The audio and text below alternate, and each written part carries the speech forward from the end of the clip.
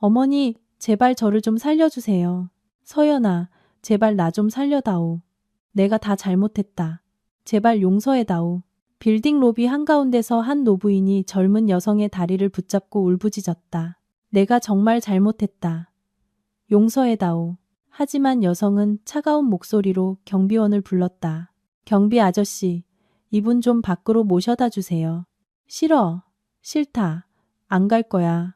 노부인은 바닥에 주저앉은 채 악을 쓰며 울었다. 대체 무슨 일이 있었던 걸까? 한 달 전 병원 중환자실에서 73살의 친정아버지가 숨을 거두었다. 김서연 씨는 떨리는 손으로 남편에게 전화를 걸었다. 여보, 아빠가 돌아가셨어. 지금 어디야? 전화기 너머로 공항 안내 방송이 시끄럽게 들려왔다. 당신 지금 어디냐고. 아빠가 돌아가셨다는데. 어? 그때 전화기 너머에서 젊은 여자의 목소리가 들렸다. 사장님, 탑승 시작합니다. 당신 지금 누구랑 어딜 가는 거야? 아, 그게. 순간 시어머니가 전화를 가로챘다. 예. 서연아, 우리 지금 네 시어머니 칠순 기념으로 제주도 여행 가려고 공항에 와 있다. 어머니, 지금 무슨 말씀이세요? 저희 아버지가 돌아가셨다고요. 그러니까. 장례는 내 엄마도 있잖니. 요즘은 장례식장에서 다 알아서 해준다며. 칠수는 평생에 한 번이야. 우린 한 달 전에 전부 예약해놨다고. 그럼 저는요? 저는 가족도 아니에요? 여행 가는 거 저만 몰랐던 거네요. 남편이 다시 전화를 받았다. 서연아, 정말 미안하다. 미안하면 당장 와. 이미 탑승이 시작됐어. 취소하면 위약금이. 전화기 너머로 다시 젊은 여자의 목소리가 들렸다. 사장님, 빨리요. 사장님이라고 부르는 그 여자. 누구야? 나중에 얘기하자. 다녀와서. 전화는 끊겼다. 친정아버지가 돌아가신 그 순간 남편과 시어머니 그리고 정체 모를 젊은 여자는 함께 비행기에 올랐다. 홀로 장례식장에 남겨진 김서연 씨의 이야기가 시작되기 전에 이 사연에 마음을 보내주신 모든 분께 진심으로 감사의 말씀을 드린다. 오늘의 이야기가 시작된다. 장례식장은 조용했다. 서연은 상주석에 홀로 앉아 있었다. 검은 상복을 입고 고개를 숙인 그녀의 곁에는 아버지의 영정 사진만이 그녀를 바라보고 있었다. 온화하게 미소 짓고 있는 아버지. 서연은 그 얼굴을 오래도록 쳐다볼 수 없었다. 오전 10시 문이 열리는 소리가 났다. 친척 몇 명이 들어와 조문을 마치고 돌아갔다. 서연도 일어나 조문을 받았다. 친척들이 떠난 후 서연은 부예금 장부를 펼쳤다. 이름은 많지 않았다. 20명 남짓. 손가락으로 천천히 명단을 훑었다. 하지만 찾고 있는 이름은 없었다. 남편 가족의 이름이 단 하나도 없었다. 21년간 한 가족으로 살아왔는데 서연은 장부를 덮고 영정사진을 바라보았다. 눈물이 뚝뚝 떨어졌다. 아빠, 2주 전의 일이 떠올랐다. 시댁에서의 저녁 식사 자리였다. 시어머니, 남편 박준영, 시동생 부부, 그리고 남편 회사의 홍보팀장이라는 한유라까지 온 가족이 모여 있었다. 식사 중에 시동생이 말했다. 형수님, 저 온라인 쇼핑몰 사업 시작해보려고요. 어이구, 잘 생각했다.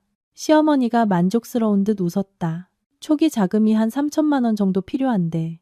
준영아, 네가 동생 좀 도와줘라. 시어머니가 명령조로 말했다. 네, 어머님. 다음 주까지 마련하겠습니다. 준영은 한치의 망설임도 없이 대답했다. 서연은 그 광경을 보며 혀를 놓았다. 밥이 목으로 넘어가지 않았다. 나흘 뒤였다. 그날 아침 친정어머니에게서 다급한 전화가 왔다. 예, 서연아. 아빠가 쓰러지셨다. 서연은 급히 병원으로 달려갔다. 응급실에 도착했을 때 아버지는 이미 중환자실로 옮겨진 후였다. 의사가 나왔다.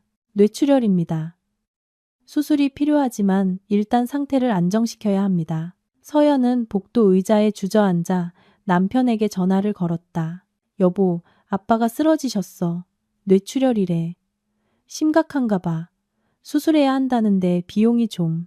지금 회사 자금 사정이 안 좋아서 어려운데. 서연은 할 말을 잃었다. 며칠 전 시동생에게는 그건 가족 일이고 내 친정일은 너희가 알아서 해. 전화는 끊겼다. 서연은 휴대폰을 쥔 채 멍하니 앉아 있었다. 이틀이 지났다. 아버지는 여전히 중환자실에 계셨다. 의사는 경과를 지켜보자고 했다. 서연은 거의 병원에서 살다시피 했다.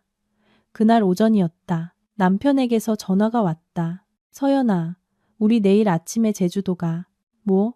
어머니 칠순 여행 말이야. 한 달 전에 예약했던 거. 서연은 숨이 턱 막혔다. 여보, 아버지는 장인어른 상태는 안정됐다며. 일주일이면 돌아올 거야. 지금 취소하면 돈만 날리잖아. 어쩔 수 없어. 전화는 끊겼다. 그날 오후였다. 서연은 중환자실 밖에서 기다리고 있었다. 갑자기 안이 소란스러워졌다. 간호사들이 분주하게 뛰어다니는 모습이 보였다. 의사가 급히 나왔다. 보호자분, 환자분 상태가 급격히 나빠졌습니다. 네, 지금 바로 수술하지 않으면. 서연은 온몸이 떨렸다. 수술해주세요. 제발요. 비용은 나중에 어떻게든 할 테니 제발 수술해주세요. 의사는 다시 안으로 들어갔다. 서연은 그 자리에 주저앉았다. 밤이 되었다. 수술실 불이 꺼졌다. 의사가 나왔다. 고개를 가로저었다. 죄송합니다. 최선을 다했습니다만. 서연은 중환자실로 달려 들어갔다. 아버지가 침대에 누워 있었다. 차가운 손을 잡았다. 아빠, 아빠. 한참을 울었다. 밖으로 나왔을 때는 밤 11시였다. 서연은 복도 의자에 쓰러지듯 앉아 남편에게 전화를 걸었다. 받지 않았다. 자는 모양이었다. 다음 날 아침 6시. 서연은 밤새 병원 복도를 지켰다. 한숨도 자지 못했다. 남편에게 다시 전화를 걸었다. 한참 만에 받았다. 여보, 아빠가 돌아가셨어. 전화기 너머로 웅성거리는 소리가 들렸다. 공항 안내 방송이었다. 나 지금 공항이야. 곧 탑승해야 해서. 서연의 몸이 굳었다. 당신, 아빠가 돌아가셨다는데. 젊은 여자의 목소리가 들렸다. 사장님, 빨리요. 전화는 다른 사람에게 넘어갔다. 시어머니였다. 예, 서연아. 장례는 내 엄마도 있잖니. 우린 일주일 뒤에 갈게. 요즘은 장례식장에서 다 알아서 해주니까 잘 치르렴. 전화는 끊겼다. 장례식장에서 서연은 아버지의 영정사진 앞에서 목 놓아 울었다. 아빠. 시동생한테는 3천만 원. 아빠한테는 아무것도. 친정어머니는 몸이 좋지 않아 먼저 집으로 돌아갔다. 서연은 홀로 남아 빈소를 지켰다. 날이 저물기 시작했다. 흔들리는 촛불만이 아버지의 얼굴을 비추고 있었다. 아빠, 나 이제 어떻게 살아? 나흘 뒤 아침 장례를 마쳤다. 서연은 아버지의 영정사진을 가슴에 품었다. 무거웠다. 운구차가 밖에서 기다리고 있었다. 서연과 친정어머니, 친척 몇 명만이 함께 차에 올랐다. 화장장으로 향했다. 서연은 창밖을 바라보았다. 사람들은 출근하고 아이들은 등교하고 세상은 변함없이 돌아가고 있었다. 화장장에 도착했다. 서연은 무릎을 꿇고 아버지의 관을 어루만지며 한참을 흐느꼈다. 아빠, 편히 잠드세요. 2시간 후 모든 절차가 끝났다. 직원이 하얀 유골함을 건넸다. 아버지였다. 서연은 떨리는 손으로 받았다. 이렇게나 가볍다니. 납골당으로 향했다. 서울 근교의 조용한 산속에 위치한 깨끗한 건물이었다. 안내를 받아 3층으로 올라갔다. 복도는 고요했다. 창문으로 햇살이 쏟아져 들어오고 있었다. 번호가 적힌 작은 납골관 앞에 섰다. 서연은 아버지의 유골함을 조심스럽게 안치하고 영정사진을 그 앞에 놓았다. 아빠, 여기서 편안히 계세요. 한참을 서 있었다. 납골당을 나설 무렵에는 해가 기울고 있었다. 서연은 마지막으로 뒤를 돌아보았다. 하얀 건물이 저녁 노을을 받아 빛나고 있었다. 다음 주에 또 올게요, 아빠. 택시를 타고 집으로 향했다. 몸이 납덩이처럼 무거웠다. 사흘 동안 제대로 먹지도 자지도 못했다. 집에 도착해 현관문을 열고 들어섰다. 텅 빈 집은 고요했다. 온몸에 힘이 풀리며 거실 소파에 쓰러지듯 앉았다. 창밖은 어둠에 잠겨 있었다. 앞으로 어떻게 살아야 할까? 서연은 무릎을 끌어안고 조용히 울었다. 시댁에서 힘들 때 아버지 목소리만 들어도 힘이 났는데 행복하게 사는 모습만 보여드리고 싶었는데 목소리가 떨렸다. 한 번도 그 모습을 보여드리지 못했어. 눈물이 뺨을 타고 흘러내렸다. 죄송해요, 아빠. 정말 죄송해요. 한참을 소리 없이 울었다. 며칠이 지났다. 서연은 거의 집 밖으로 나가지 않았다. 식사도 제대로 하지 못했고 잠도 얕았다. 온통 아버지 생각뿐이었다. 납골당의 작은 납골단. 그곳에 홀로 계실 아버지. 그날은 화요일 오전이었다. 휴대폰이 울렸다. 시어머니에게서 온 문자였다. 오늘 저녁 6시까지 집으로 오너라. 우리 왔다. 서연은 휴대폰을 내려놓았다. 손이 떨렸다. 일주일 만에 돌아온 시댁 식구들. 그들과 얼굴을 마주해야 했다. 자리에서 일어나 씻었다. 거울을 보았다. 퉁퉁 부은 눈, 수척해진 얼굴. 48이 아니라 60살 노인처럼 보였다. 옷을 갈아입고 부엌으로 가 물을 마셨다. 목이 탔다. 다시 소파에 앉았다. 오후가 되었다. 서연은 자리에서 일어나 외출 준비를 했다. 가방을 들고 신발을 신었다. 현관을 나서며 다시 한번 집안을 돌아보았다. 텅 빈 거실. 아무도 없었다. 문을 닫았다. 오늘은 또 무슨 말을 들을까? 가슴이 답답해졌다. 21년간 언제나 그랬듯 가야만 했다. 서연은 시댁을 향해 걷기 시작했다. 저녁 해가 길게 그림자를 들이우고 있었다. 그 그림자 속을 서연은 홀로 걸어갔다. 오후 5시 30분. 서연은 시댁 아파트 앞에 섰다. 손에 든 가방이 무겁게 느껴졌다. 심호흡을 했다. 가슴이 답답했다. 엘리베이터를 탔다. 12층 버튼을 눌렀다. 올라가는 동안 거울에 비친 자신의 얼굴을 보았다. 퉁퉁 부은 눈과 수척한 뺨. 화장으로 가렸지만 피곤함은 감출 수 없었다. 인터폰을 눌렀다. 문이 열리고 시어머니가 나왔다. 왔냐? 시어머니의 얼굴은 검게 그을려 있었다. 팔에도 선명한 햇볕 자국. 일주일 동안 바닷가에서 실컷 놀다 온 증거였다. 네, 어머님. 서연은 고개를 숙여 인사했다. 거실로 들어섰다. 시동생 가족이 소파에 앉아 있었다. 그들 역시 모두 까맣게 타 있었다. 건강하게 그을린 피부, 행복하게 쉬다 온 증거였다. 형수님, 오셨어요? 시동생이 밝게 말했다. 마치 아무 일도 없었다는 듯이. 네, 서연은 짧게 대답했다. 남편 준영은 거실 한구석에 서 있었다. 그 역시 얼굴이 타 있었다. 서연과 눈이 마주쳤지만 이내 시선을 피했다. 앉아라. 시어머니가 말했다. 서연은 구석 자리에 앉았다. 시어머니가 휴대폰을 꺼내 들었다. 화면을 넘기며 말했다. 이것 좀 봐라. 화면에는 에메랄드빛 바다가 펼쳐져 있었다. 시어머니가 손가락으로 사진을 넘겼다. 이게 첫날 리조트 수영장이야. 사진 속에는 시어머니, 준영, 시동생 가족이 활짝 웃고 있었다. 모두 수영복 차림이었다. 이건 둘째 날. 스노클링 했지. 또 다른 사진. 바닷속 물고기들이 보였다. 이건 맛집? 해산물이 정말 신선하더라. 레스토랑 테이블에 차려진 수많은 요리. 모두 즐거워 보였다. 서연은 그 사진들을 보며 숨이 막혔다. 아버지가 중환자실에 계실 때 돌아가셨을 때 이 사람들은 바다에서 헤엄치고 있었던 것이다. 날씨가 정말 좋았어. 매일 맑았지. 시어머니가 만족스럽게 말했다. 리조트도 좋았고 음식도 맛있었고 정말 푹 쉬다 왔네.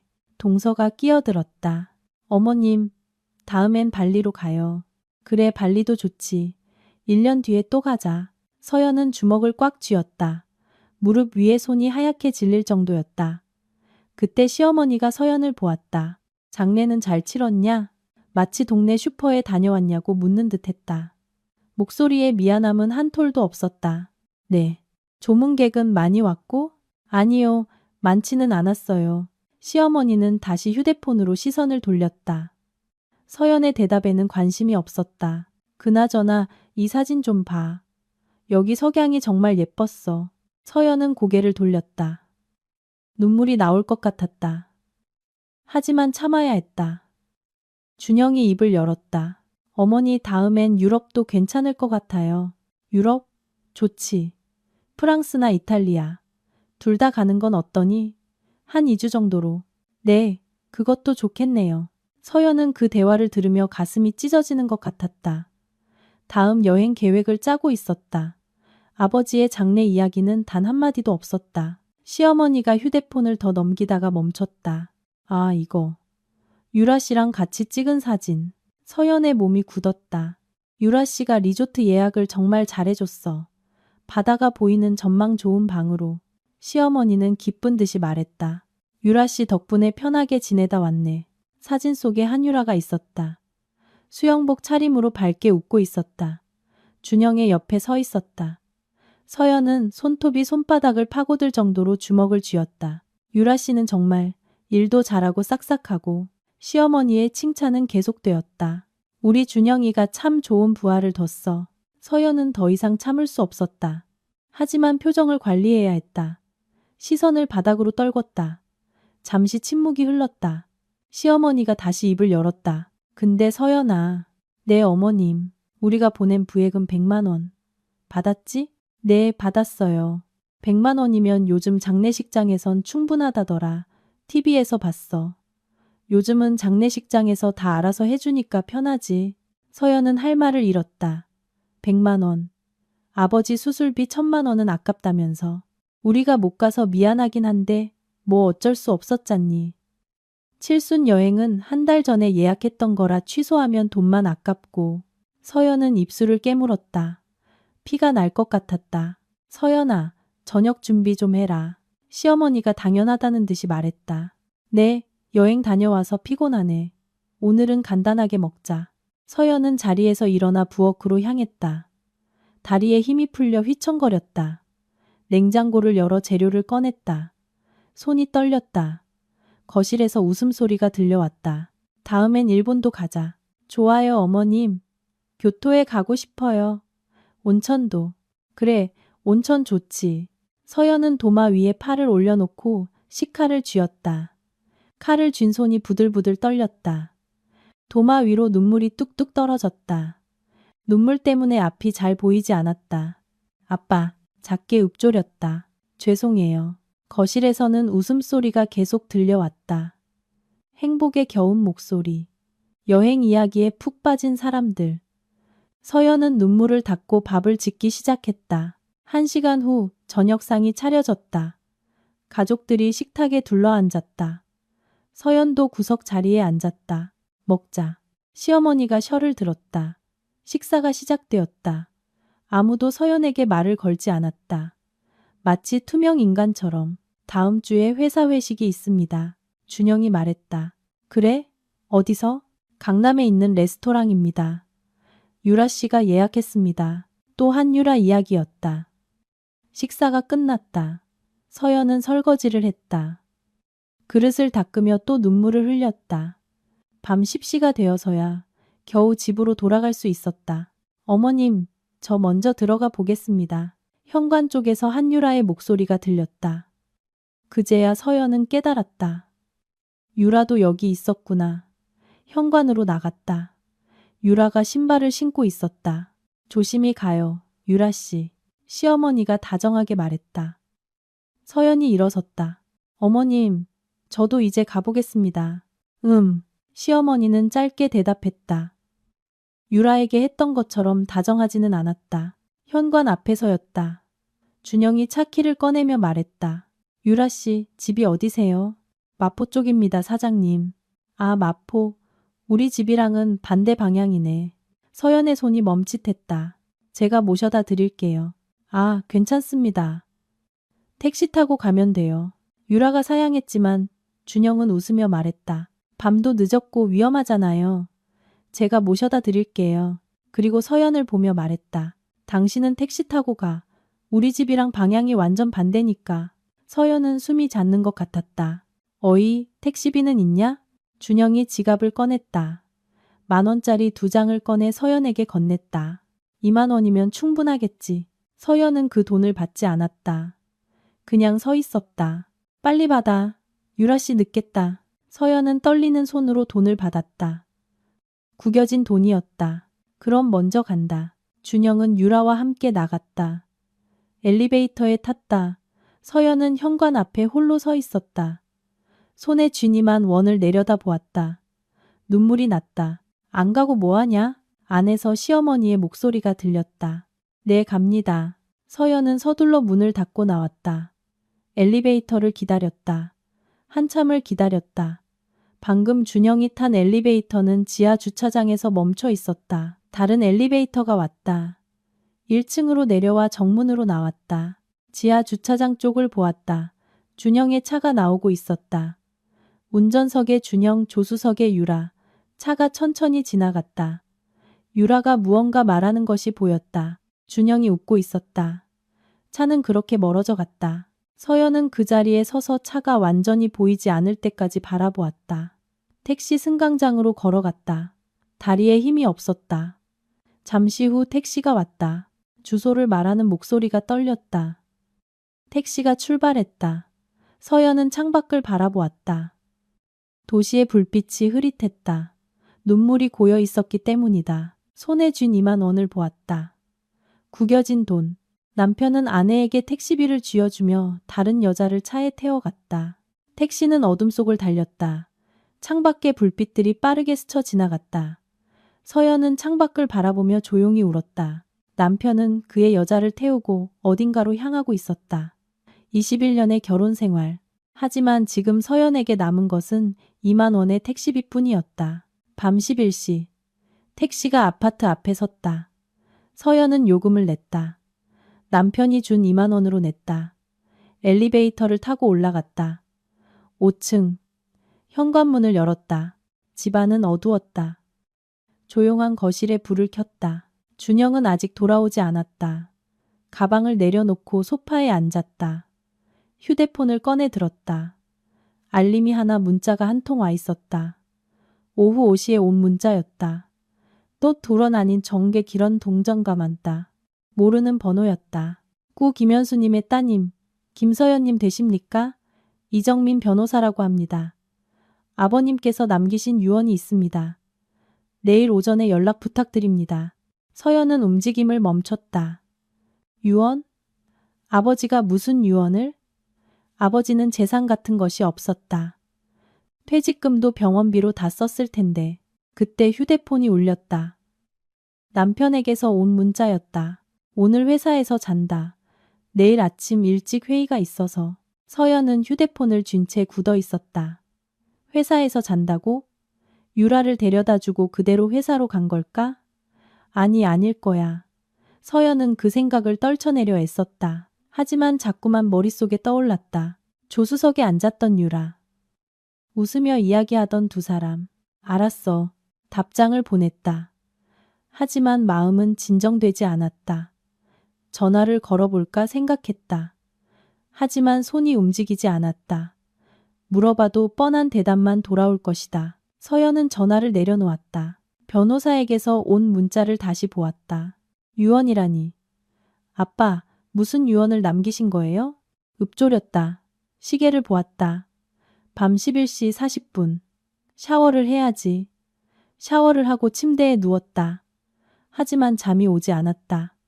머릿속이 복잡했다. 시댁에서 본 것들, 검게 탄 얼굴, 여행사진, 유라와 함께 찍은 사진, 부예금 100만 원 이야기, 택시비 2만 원, 그리고 준영이 유라를 차로 데려다주는 모습. 가슴이 답답했다. 시계를 보았다. 새벽 1시. 몸을 뒤척였다. 자세를 바꿔봐도 잠들 수 없었다. 새벽 3시. 여전히 깨어 있었다. 아버지가 떠올랐다. 중환자실에 누워 계시던 모습. 차가웠던 손. 눈물이 흘러내렸다. 새벽 6시. 창밖이 조금씩 밝아오고 있었다. 결국 한숨도 자지 못했다. 일어나 씻었다. 거울을 보니 눈이 더 퉁퉁 부어 있었다. 커피를 내려 거실로 나왔다. 뜨거운 커피를 마시며 소파에 앉았다. 준영은 결국 돌아오지 않았다. 시계를 보았다. 아침 7시. 휴대폰을 손에 들었다. 변호사에게 온 문자를 다시 보았다. 더는 기다릴 수 없었다. 문자에 적힌 번호로 전화를 걸었다. 신호음이 울렸다. 한 번, 두 번, 세 번. 여보세요. 남자의 차분한 목소리가 들려왔다. 김서연이라고 합니다. 어제 문자를 받아서요. 아, 김서연님. 이정민 변호사입니다. 아침 일찍 연락 주셨네요. 죄송합니다. 너무 궁금해서요. 아닙니다. 기다리고 있었습니다. 서연의 가슴이 뛰었다. 아버지께서 유언을 남기셨다는데 어떤 내용인가요? 전화로 말씀드리기엔 어려운 내용이라 직접 뵙고 설명해 드리고 싶습니다만. 그럼 언제 뵐 수 있을까요? 오늘 오전 10시에 제 사무실로 와주실 수 있겠습니까? 서연은 시계를 보았다. 3시간 후였다. 네, 가겠습니다. 서초동에 있는 사무실입니다. 주소는 문자로 보내드리겠습니다. 감사합니다. 전화를 끊었다. 손이 떨리고 있었다. 곧 문자가 도착했다. 사무실 주소였다. 서연은 옷을 갈아입었다. 단정한 블라우스에 검은색 바지. 화장을 했다. 부은 눈을 가리려 애썼다. 아침 9시에 집을 나섰다. 지하철을 타고 서초역으로 향했다. 차창 밖으로 출근하는 사람들로 붐비는 거리를 보았다. 모두 바쁘게 움직이고 있었다. 서초역에서 내렸다. 출구로 나와 걸었다. 10분쯤 걸었을까. 빌딩 앞에 섰다. 6층짜리 건물이었다. 간판에 법무법인 이정민 파트너스라고 적혀 있었다. 엘리베이터를 타고 3층으로 올라갔다. 유리문을 밀고 들어섰다. 깔끔한 사무실이었다. 응접실에는 가죽 소파가 놓여 있었다. 김서연님 되시죠? 젊은 여직원이 다가왔다. 네, 맞아요. 변호사님께서 기다리고 계십니다. 이쪽으로 오시죠. 복도를 걸었다. 맨 끝에 있는 문 앞에 섰다. 직원이 노크를 했다. 들어오세요. 안에서 목소리가 들렸다.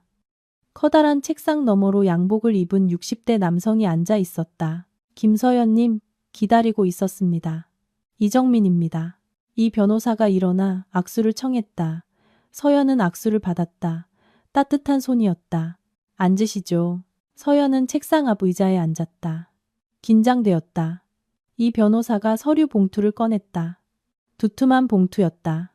김현수 선생님께서는 10년 전부터 저와 상담을 해오셨습니다. 10년 전부터요? 서연은 놀랐다. 네. 선생님께서 따님을 위해 준비하신 것이 있습니다. 이 변호사는 봉투를 열었다. 서류를 꺼냈다. 이것이 유언장입니다. 한 장의 종이를 서연에게 건넸다. 서연은 떨리는 손으로 받았다. 아버지의 필체였다. 나 김현수는 온전한 정신 상태에서 이 유언을 작성한다.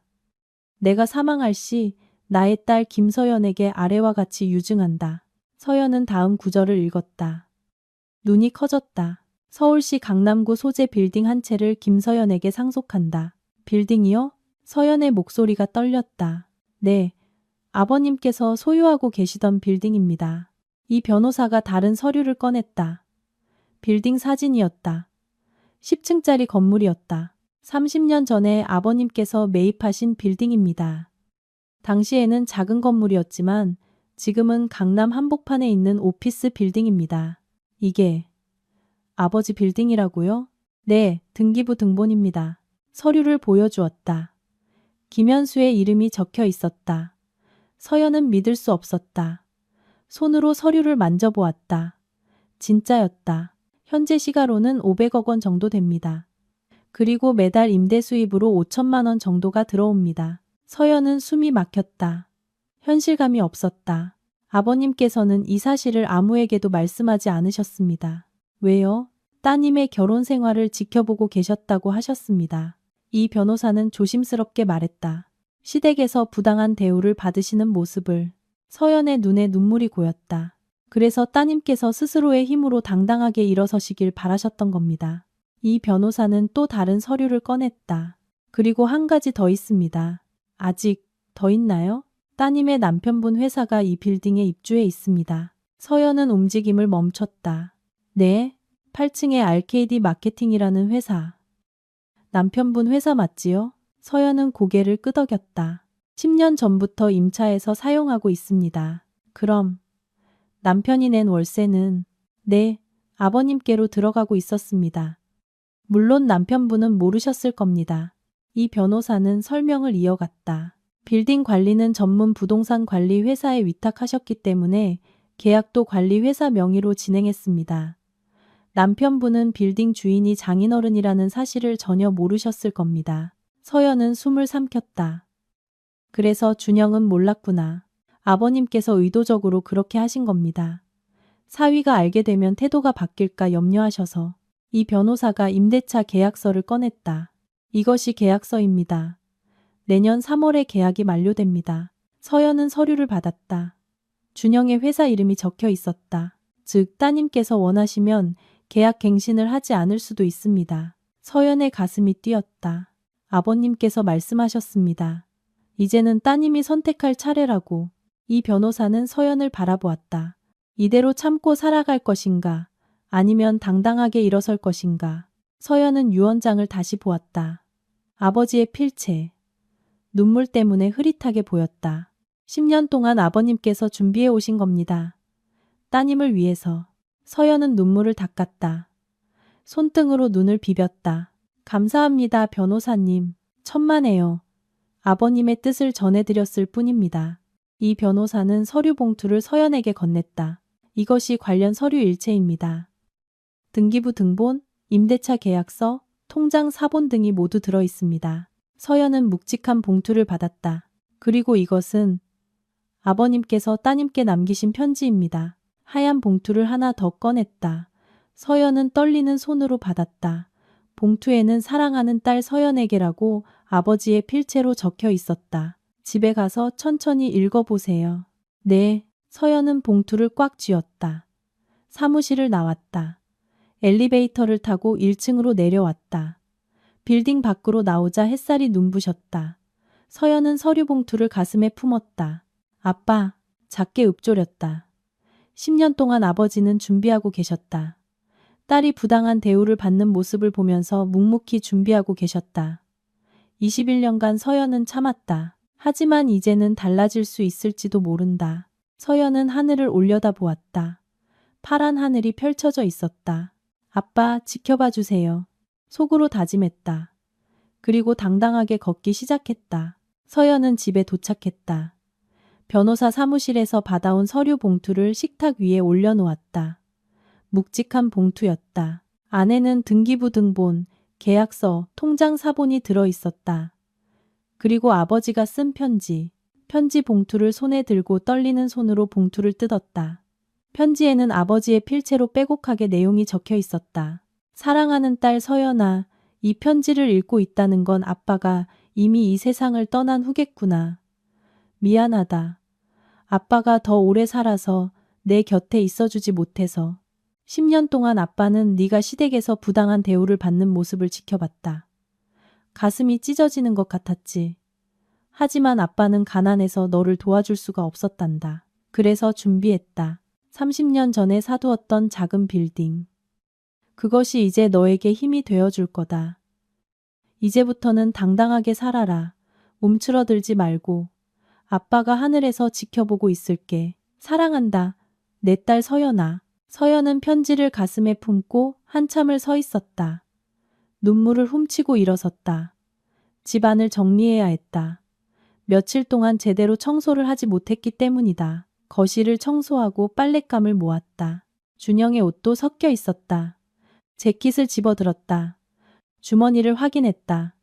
휴지, 동전 그리고 무언가 종이 같은 것. 꺼내보았다. 영수증이었다. 서울 호텔 디럭스룸. 서연의 손이 멈췄다. 호텔 영수증을 자세히 보았다. 숙박일 11월 3일 체크아웃. 11월 4일 객실 디럭스 더블룸 인원. 이명 금액 650영원.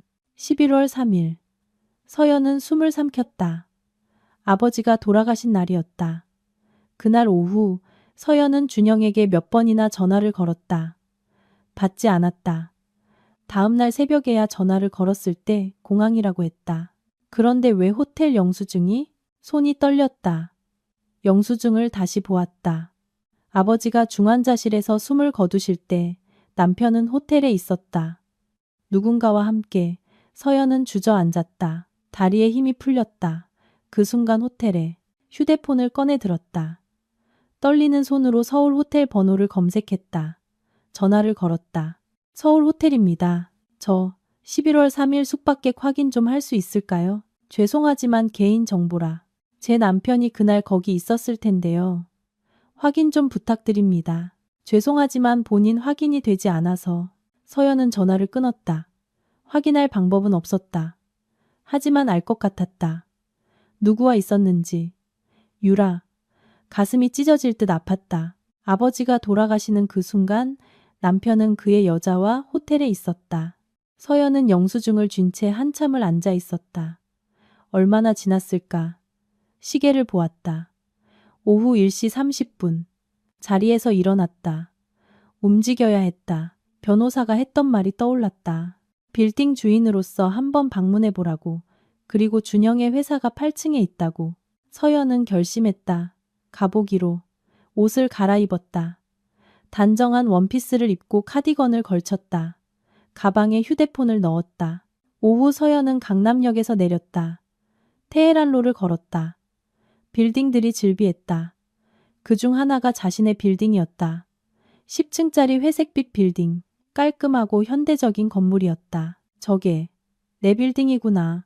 읊조렸다. 아직도 믿기지 않았다. 로비로 들어섰다. 대리석 바닥이 반짝이는 넓고 밝은 로비였다. 건물 안내 데스크에는 50대 경비원이 앉아 있었다. 어디 가십니까? 8층에요. 어느 회사 방문이십니까? 서연은 잠시 망설였다. RKD 마케팅입니다. 신분증 확인 부탁드립니다. 방문자 명부에 이름을 적고 신분증을 보여주었다. 경비원이 확인하고 고개를 끄덕였다. 이쪽 엘리베이터 이용하시면 됩니다. 엘리베이터를 탔다. 8층 버튼을 눌렀다. 천천히 올라갔다. 3층, 5층, 7층. 8층에 도착하고 엘리베이터 문이 열렸다. 복도 끝에 유리문이 보였다. RKD 마케팅이라는 로고가 붙어 있었다. 서연은 뛰는 가슴을 진정시키며 복도를 천천히 걸었다. 유리문 앞에 서서 안을 들여다보았다. 넓은 사무실 안에 책상들이 즐비했고 직원들이 일하고 있었다. 문을 밀고 들어서자 젊은 여직원이 앉아 있다가 인사를 했다. 어서 오세요. 무슨 일로 오셨나요? 사장님 계신가요? 약속은 하셨나요? 아니요, 급한 일이라서요. 성함이 어떻게 되시죠? 서연은 망설였다. 이름을 말하면 바로 준영에게 알려질 것이다. 일단 여기서 좀 기다리겠습니다. 옆에 있는 응접 소파에 앉았다. 직원은 의아한 표정을 지었지만 다시 자기 일로 돌아갔다.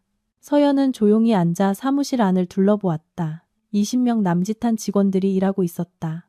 컴퓨터를 보거나 전화를 하거나 서류를 정리하거나 복도 끝에 유리벽으로 된 사장실이 보였다.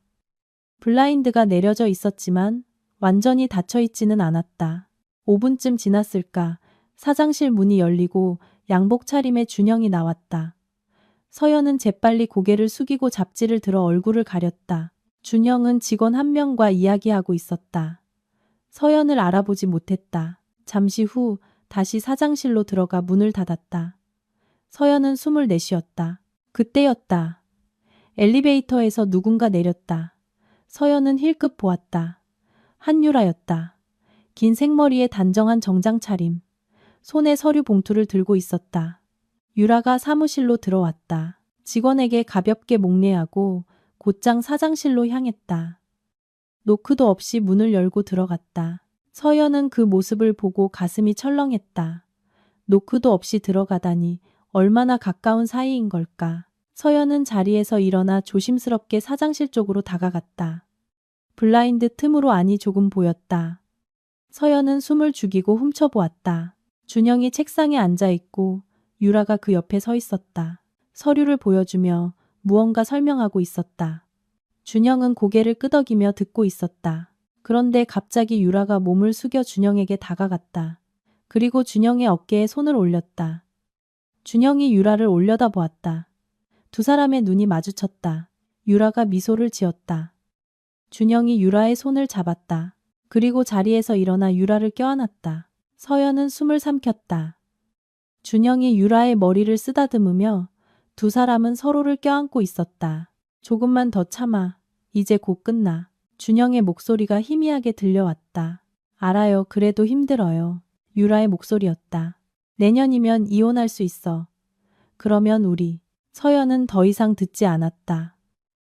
휴대폰을 꺼내 조용히 카메라를 켰다. 블라인드 틈으로 렌즈를 향했다. 찰칵.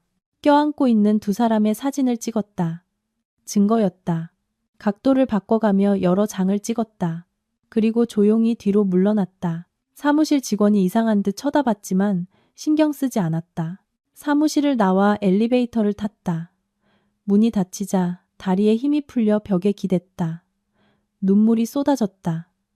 1층으로 내려와 로비를 빠져나와 밖으로 나왔다. 차가운 바람이 얼굴에 와 닿았다. 서연은 빌딩에서 조금 떨어진 곳까지 걸어가 벤치를 찾아 앉았다. 휴대폰을 꺼내 사진을 확인했다. 선명했다. 준영과 유라가 껴안고 있는 모습. 증거였다. 내년이면 이혼할 수 있어. 준영의 목소리가 귓가에 맴돌았다. 이혼 계획을 세우고 있었구나. 서연은 휴대폰을 쥔 채 하늘을 올려다보았다. 구름 한 점 없는 파란 하늘이었다. 아빠 다 봤어요. 21년이라는 긴 세월이었다. 하지만 이제 끝이 보였다. 서연은 자리에서 일어섰다. 눈물을 닦았다. 집으로 돌아가야 했다. 준비할 것이 많았다. 증거는 충분했다.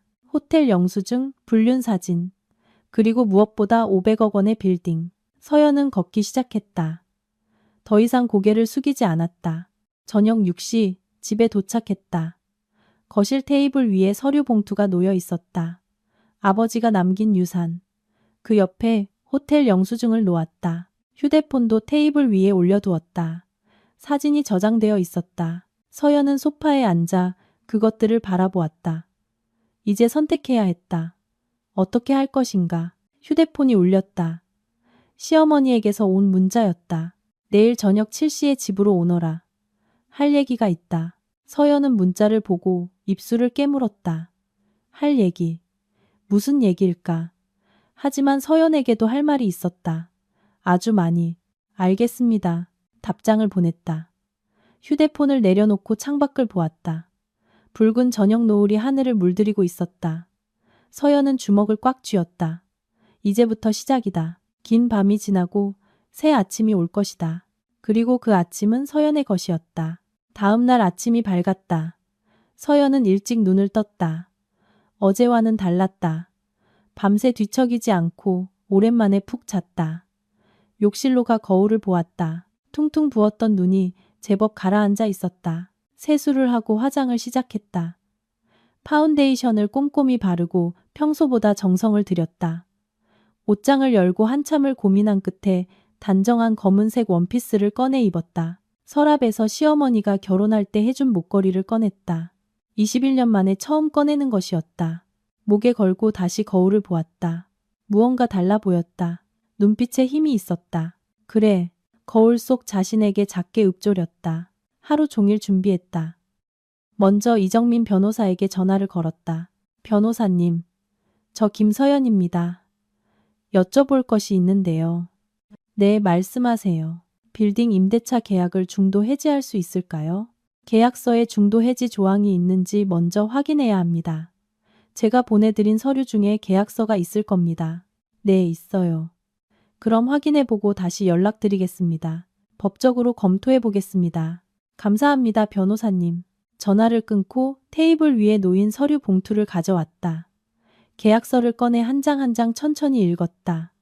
법률 용어가 많아 이해하기 어려웠지만 끝까지 읽었다. 중도 해지 조항을 찾아냈다. 3개월 전에 통보하면 가능하다고 적혀 있었다. 서연은 그 부분에 형광펜으로 표시했다. 저녁 6시가 되었다. 서연은 모든 준비를 마쳤다. 가방에 휴대폰과 호텔 영수증을 넣었다. 휴대폰에는 어제 찍은 불륜 사진도 저장되어 있었다. 거울 앞에 서서 마지막으로 매무새를 다듬었다. 크게 심호흡을 했다. 가슴은 떨렸지만 차분했다. 할 수 있어. 나는 할 수 있어. 스스로에게 되뇌었다. 그리고 현관문을 나섰다. 6시 50분경 시댁 아파트 앞에 도착했다. 엘리베이터를 타고 12층 버튼을 눌렀다. 올라가는 동안 거울에 비친 자신을 보았다. 예전처럼 고개를 숙이고 있지 않았다. 인터폰을 눌렀다. 곧 문이 열리고 시어머니가 나왔다. 왔냐? 퉁명스러운 목소리였다. 네, 어머님. 안녕하세요. 서연은 고개를 숙여 인사했다. 하지만 예전처럼 몸을 움츠리지는 않았다. 허리를 꼿꼿이 펴고 당당하게 서 있었다. 거실로 들어섰다. 준영이 소파에 앉아 TV를 보고 있었다. 시동생 부부도 이미 와 있었다. 앉아라. 시어머니가 짧게 말했다. 서연은 소파에 앉았지만 예전처럼 구석자리에 웅크리고 앉지 않았다. 오히려 소파 가운데 자리에 여유롭게 앉았다. 시어머니가 미간을 찌푸리며 의아한 표정을 지었다. 서연아, 오늘 너 부른 건 할 얘기가 있어서다. 네, 어머님. 무슨 일이시죠? 우리 준영이 회사 말이다. 시어머니는 준영을 힐끗 보며 말을 이었다. 요즘 사업이 잘 안 풀려서 자금이 좀 필요해. 아, 그러세요. 서연은 담담하게 대답했다. 그래서 말인데 내 친정에서 좀 도와줄 수 없겠니? 돈 말이다. 얼마나 필요하신데요? 한 2천만 원 정도면 될 것 같은데. 시어머니는 마치 20만 원 이야기하듯 태연하게 말했다. 내 친정에 부탁 좀 해봐라. 내 남동생이 사업한다며. 거기서 좀 빌릴 수 없겠니? 서연은 잠시 침묵했다. 제 동생은 자영업자라 여유가 없습니다. 가게 운영도 빠듯하다고 들었어요. 그럼 친정집이라도 담보로 대출을 받든지. 월세입니다, 어머님. 집도 저희 소유가 아니에요. 시어머니의 얼굴이 굳어졌다. 그럼 네가 어떻게 해야지. 남편 회사가 힘든데 가만히 보고만 있을 셈이냐. 서연은 준영 쪽을 천천히 돌아보았다. 준영은 서연의 시선을 피하며 고개를 돌렸다. 여보, 회사가 정말 그렇게 힘들어요? 얼마나 힘든데요? 구체적으로 말해줄 수 있어요? 그건 네가 알 필요 없는 일이야. 회사 일이니까. 준영의 목소리가 차가워졌다. 서연은 천천히 고개를 끄덕였다. 그렇군요. 내가 알 필요가 없겠죠. 21년을 같이 살았는데. 서연의 말투가 달랐다. 예전처럼 위축되어 있지 않았다. 시어머니가 눈을 가늘게 뜨고 서연을 쳐다보았다. 서연아, 너 오늘 그 말투가 뭐냐? 버릇없게. 죄송합니다, 어머님. 하지만 서연의 표정은 전혀 죄송해 보이지 않았다. 오히려 차분하고 당당했다. 잠시 어색한 침묵이 거실을 감쌌다. 시동생 부부가 서로 눈치를 보고 있었다. 시어머니가 다시 입을 열었다. 그리고 할 얘기가 하나 더 있다. 네, 말씀하세요. 우리 준영이 말인데 요즘 많이 힘들어해. 스트레스가 많아서. 서연은 말없이 듣고 있었다. 표정을 읽을 수 없었다. 결혼 생활이 좀 안 맞는 게 아닌가 싶어서. 솔직히 말하면 말이다. 서연의 눈빛이 미세하게 변했다. 무슨 뜻인지 잘 모르겠습니다. 어머님. 21년을 살았는데 아직도 우리 집에 적응을 못하잖니. 말투도 그렇고 행동도 그렇고. 그래서 우리끼리 얘기해봤는데 정리하는 게 서로를 위해 좋지 않을까 싶어서. 정리라니요? 무슨 정리를 말씀하시는 거죠? 이혼. 깨끗하게 정리하자는 거다. 서연이 예상했던 말이었다. 하지만 직접 듣는 것은 달랐다. 심장이 거세게 뛰기 시작했다. 물론 네가 받을 건 없어. 알지? 빈손으로 왔으니 빈손으로 나가는 거야. 시어머니는 태연하게 마치 날씨 이야기라도 하듯 말했다. 집도 우리 명의고 재산도 전부 우리 거니까 네가 가져갈 건 없어. 위자료 같은 건 당연히 없고 네가 특별히 잘못한 건 아니지만 우리가 잘못한 것도 아니니까 그냥 깨끗하게 정리하자는 거지. 서연은 말없이 듣고만 있었다. 얼굴에는 아무런 표정이 없었다. 어떠냐? 서로 시간 낭비하지 말고 편하게 정리하자. 시어머니는 서연을 똑바로 보며 물었다. 서연은 잠시 침묵했다. 그리고 천천히 입을 열었다. 어머님, 한 가지 여쭤볼 것이 있는데요. 뭐냐? RKD 마케팅 사무실이 정확히 어디에 있나요? 뜻밖의 질문이었다. 시어머니가 미간을 찌푸렸다. 그건 갑자기 왜 묻냐? 무슨 상관인데. 그냥 궁금해서요. 남편 회사가 어디 있는지도 모르고 살았구나 싶어서요. 강남에 있다는 것만 들었는데요. 테헤란로에 있다. 그건 왜 묻는데? 아, 테헤란로요? 그럼 몇 층에 있나요? 8층이다. 왜 자꾸 이상한 것만 묻냐? 서연은 입가에 미소를 띄었다. 차갑고 날카로운 미소였다. 그 빌딩. 월세는 한 달에 얼마나 내나요? 준영의 얼굴이 순간 굳어졌다. 그걸 네가 왜 물어?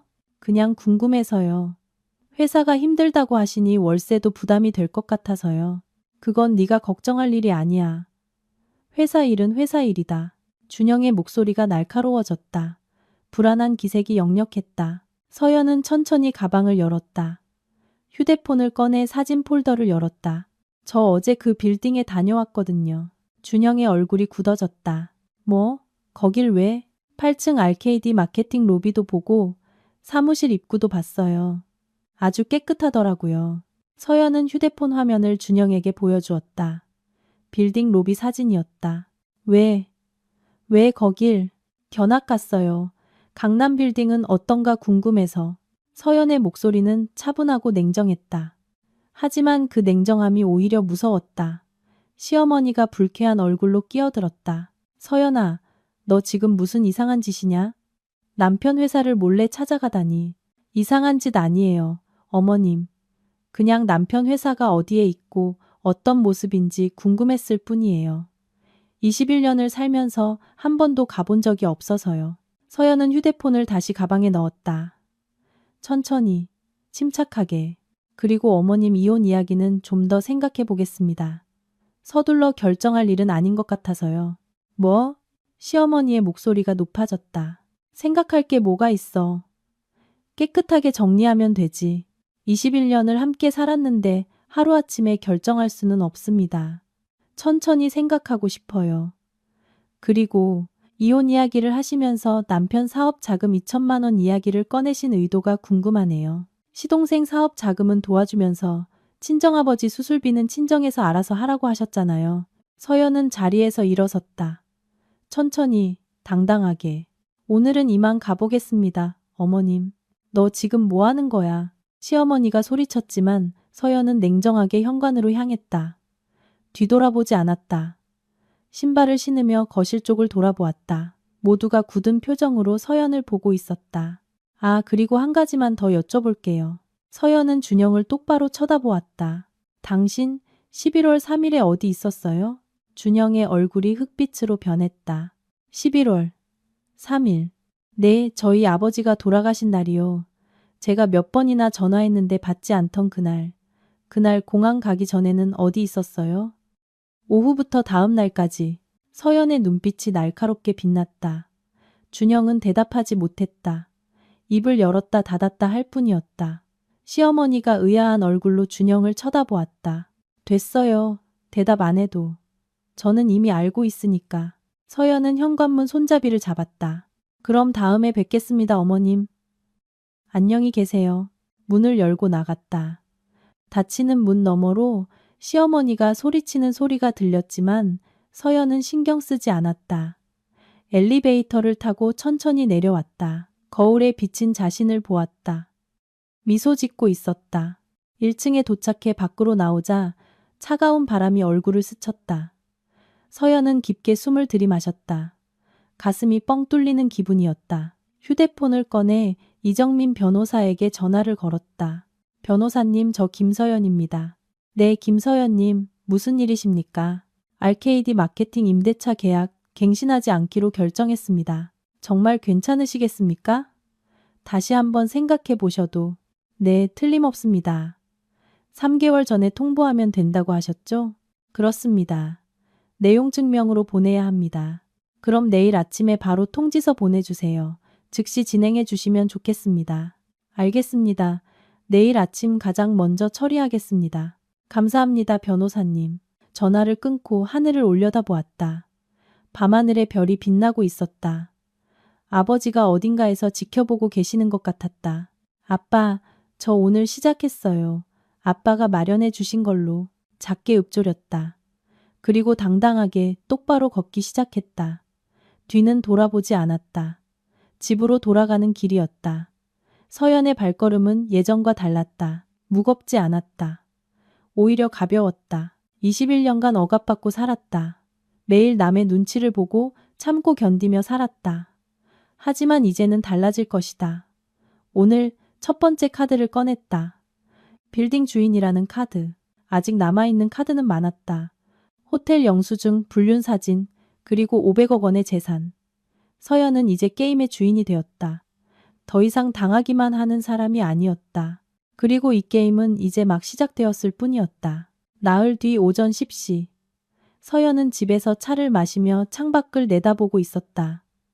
오늘쯤 변호사가 보낸 내용 증명이 도착할 터였다. RKD 마케팅 앞으로 발송된 임대차 계약 갱신 거절 통지서였다. 3개월 후 준영의 회사는 빌딩에서 나가야 했다. 휴대폰이 울렸다. 준영이었다. 서연은 잠시 휴대폰을 쳐다보다가 천천히 받았다. 여보세요. 김서연, 너 지금 어디야? 거친 숨소리가 들려왔다. 준영이 어딘가에서 뛰어온 듯 했다. 집에 있는데요. 무슨 일이에요? 집에 있다고? 좋아. 지금 바로 갈 테니 거기서 한 발짝도 움직이지 말고 기다려. 준영의 목소리는 떨리고 있었다. 화가 나 있었지만 동시에 당황한 기색이 역력했다. 무슨 일인데요? 전화로 할 얘기 아니야. 지금 가고 있으니 30분 안에 도착할 거야. 전화는 끊겼다. 서연은 휴대폰을 내려다보았다.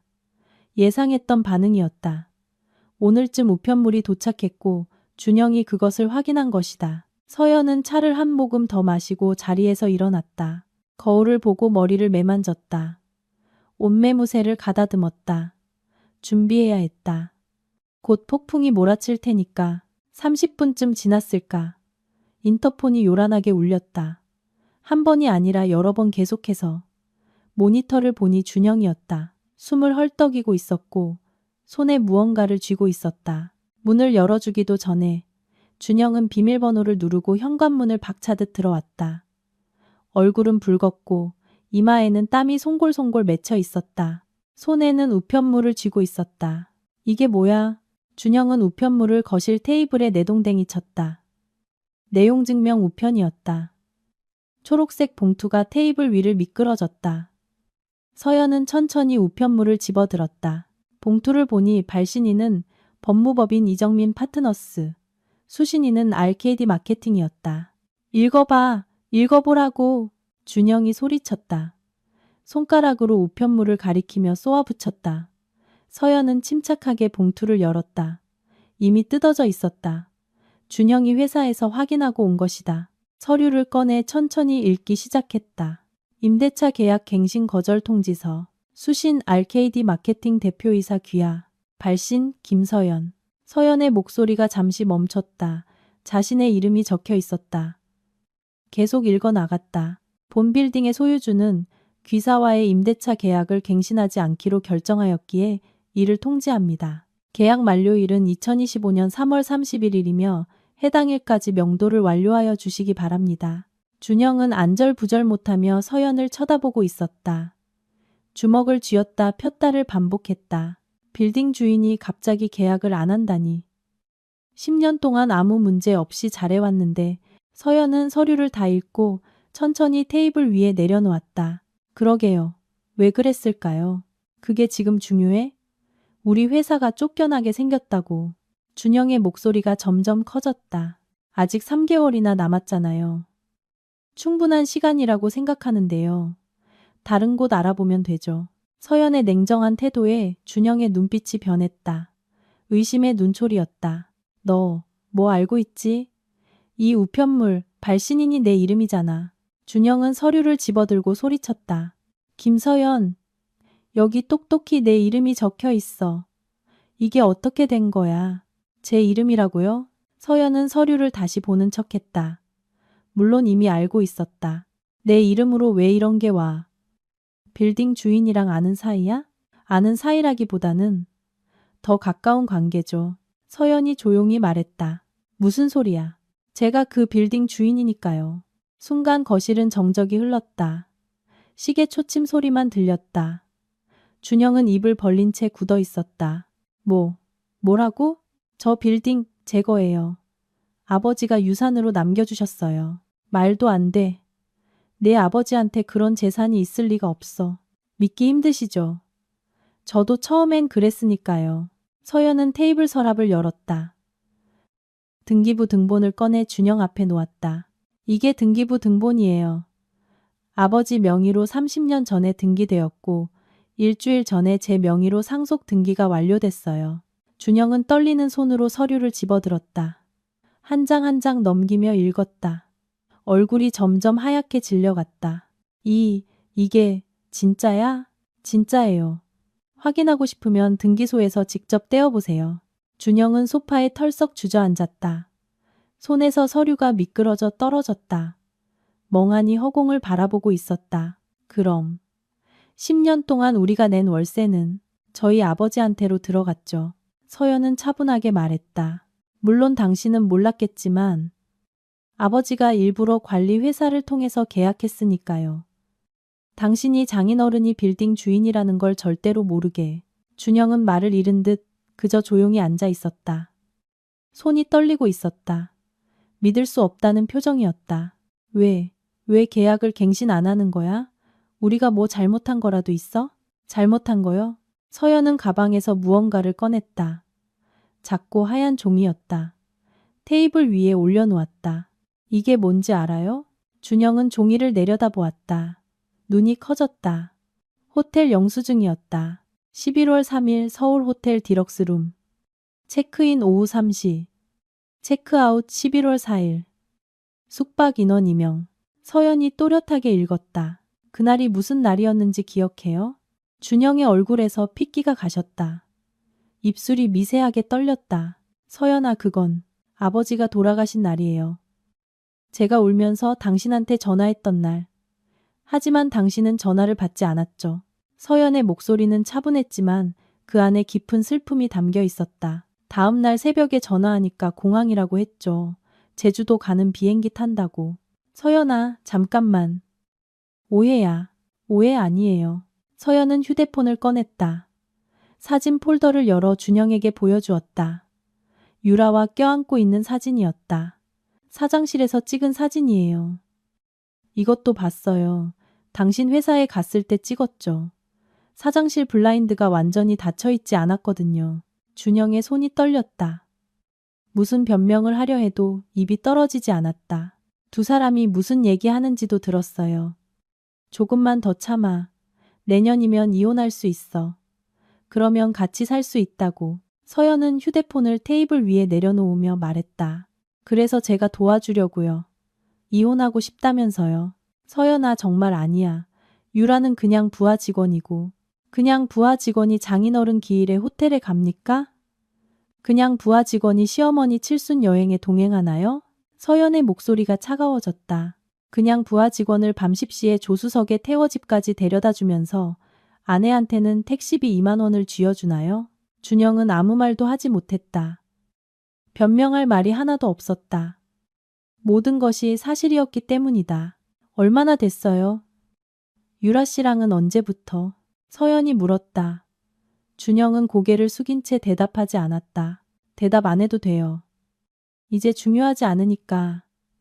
중요한 건 이제 끝났다는 거예요. 서연아, 제발. 다시 생각해줘. 우리 21년이나. 21년. 서연은 헛웃음을 쳤다. 21년 동안 나 혼자 견뎠어요. 시댁에서 무시당하고 남편의 무관심을 견디면서 21년 동안 당신은 뭘 했죠? 나를 지켜준 적이 단 한 번이라도 있었어요? 준영은 고개를 들지 못했다. 나가요. 서연의 목소리는 단호했다. 뭐? 여긴 이제 내 집이에요. 아버지가 남겨주신 재산으로 내가 산 내 집. 당신이 나가요. 너 미쳤어? 안 미쳤어요. 오히려 이제야 정신이 든걸요. 서연은 현관문을 열었다. 짐은 제가 싸서 보내줄 테니 당분간은 어머님 댁에 있든지 유라 씨 집에 있든지 마음대로 해요. 김서연, 너 진심이야? 진심이에요. 21년 만에 처음으로 진심을 말하는 거예요. 준영은 자리에서 일어섰다. 화가 나 있었지만 어쩔 도리가 없었다. 서연의 눈빛은 예전과 완전히 달랐다. 더 이상 고개를 숙이고 겁먹던 사람이 아니었다. 후회하게 될 거야. 너 혼자 뭘 할 수 있다고. 혼자 뭘 할 수 있는지 지켜보세요. 21년 동안 혼자서도 충분히 잘해왔으니까. 준영은 문을 박차듯 나갔다. 쿵 하는 소리와 함께 문이 닫혔다. 서연은 그 자리에 한참을 서 있었다. 온몸에 힘이 풀리는 것 같았다. 다리가 떨렸다. 소파에 주저앉았다. 손이 떨리고 있었다. 하지만 후회는 없었다. 오히려 가슴이 시원했다. 21년간 참아왔던 말을 모두 쏟아낸 것 같았다. 1시간쯤 지났을까? 휴대폰이 울렸다. 시어머니에게서였다. 서연은 심호흡을 하고 전화를 받았다. 여보세요. 김서연. 너 지금 당장 우리 집으로 와. 시어머니의 목소리는 얼음장처럼 차가웠다. 분노로 가득 차 있었다. 무슨 일이세요, 어머님? 무슨 일이냐니 네가 무슨 짓을 했는지 알고나 묻는 거냐. 제가 뭘 했는데요? 준영이한테 다 들었다. 빌딩이 내 거라니 그런 게 말이 된다고 생각하냐. 서연은 잠시 침묵했다. 그리고 차분하게 대답했다. 말이 되고 안 되고를 떠나서 사실입니다. 저희 아버지가 남겨주신 거예요. 거짓말하지 마. 내 아버지한테 무슨 재산이 있다고. 믿고 안 믿고는 어머님 자유세요. 중요한 건 제가 그 빌딩 주인이라는 사실이죠. 서연의 목소리는 흔들림이 없었다.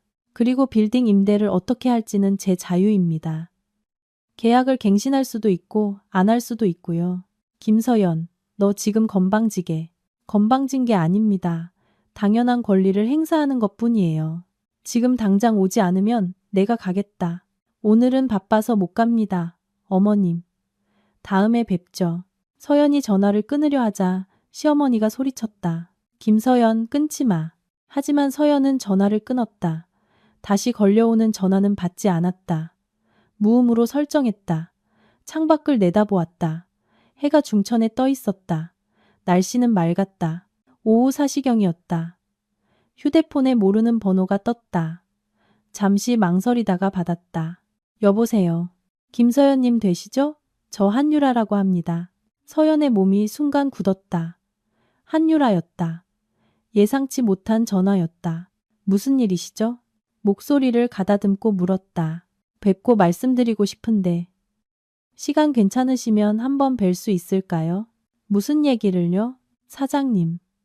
아니, 준영 씨 일 때문에요. 오해가 있는 것 같아서 풀고 싶어서요. 오해? 서연은 헛웃음이 나왔다. 오해가 아니라 전부 사실인데. 좋아요, 만나죠. 어디서요? 내일 오후 3시에 강남역 근처 카페에서 뵐 수 있을까요? 장소는 문자로 보내드리겠습니다. 알았어요. 내일 3시요. 그럼 그때 뵙겠습니다. 네, 감사합니다. 내일 찾아뵙겠습니다. 전화는 끊겼다. 서연은 휴대폰을 내려놓고 창밖을 바라보았다. 해가 서쪽으로 기울고 있었다. 오해를 풀고 싶다고. 읊조렸다. 무슨 오해를 푼다는 걸까? 호텔 영수증도 오해인가? 껴안고 있는 사진도 오해인가? 하지만 서연은 만나기로 했다. 유라가 무슨 말을 하는지 직접 듣고 싶었다. 어떤 변명을 늘어놓을지 궁금했다. 밤이 깊어갔다. 서연은 소파에 앉아 아버지의 편지를 다시 꺼내 읽었다. 이제부터는 당당하게 살아라. 움츠러들지 말고 아빠가 하늘에서 지켜보고 있을게. 아버지의 말이 가슴 깊이 박혔다. 서연은 편지를 가슴에 꼭 껴안았다. 아빠, 저 오늘 많이 싸웠어요. 21년 만에 처음으로 제대로 싸웠어요. 작게 읊조리고 눈을 감았다. 이제 달라질 거예요. 더는 당하지 않을 거예요. 약속할게요, 아빠. 내일은 또 다른 싸움이 기다리고 있었다. 유라와의 대면. 불륜 상대와 직접 얼굴을 마주하는 자리였다. 하지만 서연은 두렵지 않았다. 오히려 기대되었다. 어떤 말을 듣게 될지, 어떤 표정을 지을지 궁금했다. 무엇보다 서연에게는 이제 힘이 있었다. 500억 원의 빌딩, 매달 5천만 원이 들어오는 월세, 그리고 무엇보다 진실이 있었다. 진실은 언제나 이기게 되어 있었다. 그리고 서연은 지금 그 진실의 편에 서 있었다. 창밖에 별이 빛나기 시작했다. 서연은 별을 바라보며 조용히 미소 지었다. 내일이 기다려졌다. 다음 날 오후 2시 50분. 서연은 강남역 근처 카페 앞에 서 있었다. 세련된 인테리어의 카페였다. 유리창 너머로 안이 보였다. 사람들이 커피를 마시며 담소를 나누고 있었다. 심호흡을 했다. 가슴은 뛰었지만 떨리지는 않았다. 오히려 차분했다. 준비는 완벽했다. 가방 안에는 호텔 영수증과 휴대폰이 들어있었다. 불륜 사진도 저장되어 있었다. 문을 밀고 들어섰다. 감미로운 재즈 음악이 흘러나오고 있었다. 안을 둘러보았다. 긴 생머리에 하얀 블라우스를 입은 한 여자가 카페 중앙에 앉아 있었다. 한유라였다. 유라는 서연을 발견하고 손을 흔들었다. 밝은 미소였다. 마치 친구를 만나러 온 것처럼 편안한 표정이었다. 서연은 천천히 그쪽으로 걸어갔다. 유라의 맞은편 자리에 앉았다. 와주셔서 감사해요, 형수님. 유라가 먼저 말을 걸어왔다. 형수님이라고 불렀다. 스스럼 없는 목소리였다. 무슨 얘기가 하고 싶어서 보자고 했어요? 서연은 차분하게 대답했다. 가방을 옆자리에 놓고 유라를 똑바로 쳐다보았다. 먼저 커피부터 주문할까요? 형수님은 뭐 드실래요? 아메리카노요. 저는 카페라떼로 할게요. 잠시만요. 유라는 자리에서 일어나 카운터로 갔다. 주문을 하고 카드로 결제했다. 금방 돌아와 앉았다. 한 5분이면 나온대요. 그래요. 짧은 침묵이 흘렀다. 유라는 여전히 미소를 띠고 있었다. 서연은 무표정하게 유라를 바라보았다. 형수님, 어제 사장님한테 무슨 일 있었어요? 갑자기 회사 분위기가 이상해져서 유라가 걱정스러운 표정으로 물었다. 글쎄요. 회사 일은 제가 잘 몰라서요. 사장님이 어제 오후에 갑자기 나가시고는 안 돌아오셨어요. 전화도 안 받으시고. 그래요. 서연은 담담하게 대답했다. 관심 없다는 투였다. 직원이 커피를 가져왔다. 아메리카노와 카페라떼를 테이블 위에 놓았다. 유라가 카페라떼를 한 모금 마셨다. 형수님, 제가 오늘 뵙자고 한 건. 유라가 천천히 말을 시작했다. 형수님께서 저와 사장님 사이에 대해 오해를 하고 계신 것 같아서요. 오해요? 네. 저희는 그냥 직장 상사와 부하 직원 관계예요. 그 이상도 그 이하도 아니에요. 유라는 진지한 표정으로 말했다. 그런데 형수님께서 회사에 오셨을 때 사장실을 보셨다고. 혹시 뭔가 이상하게 보셨을 수도 있지만 그건 정말 오해예요. 뭐가 오해인지 구체적으로 말해줄 수 있어요? 서연은 냉정하게 물었다. 그날 저는 사장님께 업무 보고를 드리고 있었어요. 그런데 사장님께서 스트레스를 많이 받고 계셔서 제가 조금 위로해 드렸던 거예요. 그게 다예요. 유라는 설명했다. 목소리에는 진실성이 있는 것처럼 느껴졌다. 위로요? 네, 회사 경영이 힘들잖아요. 그래서 힘내시라고 격려해 드렸던 거예요. 서연은 가방에서 휴대폰을 꺼냈다. 사진 폴더를 열었다. 유라와 껴안고 있는 사진을 찾았다. 이게 위로인가요? 휴대폰 화면을 유라에게 보여주었다. 유라의 얼굴이 순간 굳어졌다. 하지만 금세 표정을 되찾았다. 어머 형수님. 사진까지 찍으셨네요. 외국에서는 흔한 일이잖아요. 우리나라에서는 드물지만요. 특히 유부남 사장과 여직원 사이에서는요.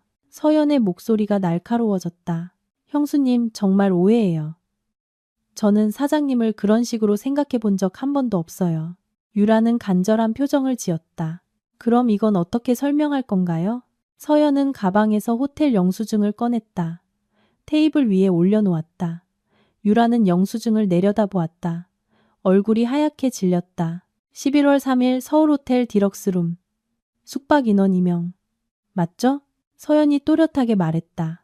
그날이 무슨 날인 줄 알아요? 우리 아버지가 돌아가신 날이에요. 유라는 아무 말도 하지 못했다. 입술이 미세하게 떨릴 뿐이었다. 내가 남편에게 울면서 전화하고 있을 때 남편은 당신이랑 호텔에 있었어요. 서연의 목소리가 차가워졌다. 이것도 업무였나요? 직장 상사와 부하 직원이 호텔에서 낮부터 다음 날까지 무슨 업무를 하죠? 유라는 고개를 숙였다. 변명할 말이 없었다. 잠시 침묵이 흘렀다. 카페 안에는 여전히 재즈 음악이 흘러나오고 있었다. 다른 손님들은 평화롭게 대화를 나누고 있었다. 하지만 이 테이블만은 냉기가 감돌았다. 유라가 천천히 고개를 들었다. 표정이 변해 있었다. 아까까지의 밝은 미소는 사라지고 없었다. 차갑고 단호한 표정이었다. 알았어요. 사실대로 말할게요. 유라의 목소리 톤도 변했다. 더 이상 공손하지 않았다. 네, 맞아요. 우리 사귀어요. 2년 전부터. 서연의 가슴이 철렁했다. 예상은 했지만 직접 듣는 것은 달랐다. 준영 씨는 저를 사랑해요. 형수님께는 죄송하지만 그게 사실이에요. 어차피 21년 동안 행복했어요. 형수님은 준영 씨한테 사랑받았냐고요? 유라가 되물었다. 준영 씨가 저한테 그랬어요. 형수님이랑은 사랑 없는 결혼이었다고. 그냥 부모님이 정해준 대로 결혼했을 뿐이라고. 서연의 손이 떨렸다. 하지만 표정만은 무너뜨리지 않았다. 그래서요. 그래서 불륜이 정당화되나요? 정당화되지는 않죠. 하지만 우린 진심이에요. 유라는 가방에서 무언가를 꺼냈다. 작은 초음파 사진이었다. 테이블 위에 올려놓았다. 그리고 저 임신했어요. 3개월이에요. 서연은 숨을 삼켰다. 초음파 사진을 내려다보았다. 작은 태아의 모습이 보였다. 준영 씨 아이예요. 우리는 이 아이를 지킬 거예요. 유라는 단호하게 말했다. 그래서 형수님께서 이혼해 주셨으면 해요. 준영 씨도 원하고, 저도 원하고, 시어머님도 동의하셨어요. 어머님이요? 네. 시어머님께는 이미 말씀드렸어요. 처음에는 놀라셨지만 지금은 이해해 주세요. 저희 결혼도 찬성해 주셨고요. 서연은 믿을 수 없었다. 시어머니가 알고 있었다고? 그것도 찬성한다고? 시어머님께서 그러셨어요. 어차피 형수님은 아이도 없고 친정도 가난하니 이혼하는 게 서로를 위해 좋겠다고. 유라의 말은 계속되었다. 그리고 저는 명문대 출신의 집안도 나쁘지 않아요. 시어머님은 저를 마음에 들어 하세요. 서연은 주먹을 꽉 쥐었다. 손톱이 손바닥을 파고들 정도로 세게 쥐었다. 분노가 치밀어 올랐다. 하지만 참았다. 여기서 무너질 수는 없었다. 그래서 제가 순순히 이혼해 줄 거라고 생각하는 건가요? 그럴 줄 알았어요. 그래서 준비했어요. 유라는 휴대폰을 꺼냈다. 무언가를 보여주었다. 서류 사진이었다. 이혼 합의서예요. 준영 씨 변호사가 작성했어요. 여기에 서명만 하면 돼요. 위자료는요? 위자료는 없어요. 형수님이 잘못한 건 아니지만 우리가 잘못한 것도 아니니까. 그냥 성격 차이로 이혼하는 거예요. 유라는 태연하게 말했다. 그리고 재산 분할도 없어요. 어차피 형수님 명의 재산은 없잖아요. 집도 시어머님 명의고. 서연은 말없이 듣고 있었다.